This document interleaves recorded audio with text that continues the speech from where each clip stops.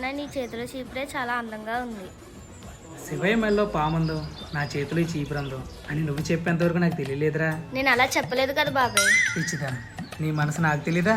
ఆ, పద పద, అమ్మలు వెయిట్ చేస్తున్నారు, వెళ్దాం.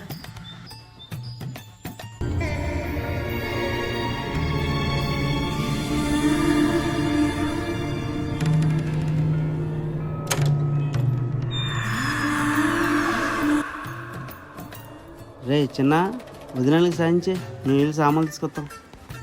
ఈడేటి చీపురు పట్టుకొని చెరుకు ముక్కలా ఉన్నాడు.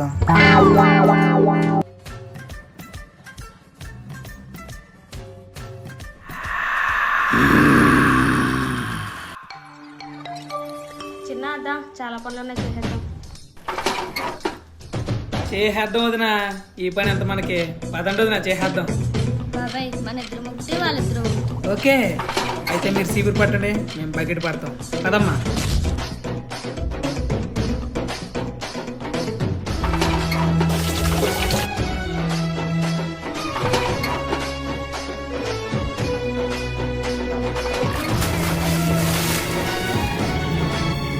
నా ఇంటిలో దీపం వెలుగుతుంది.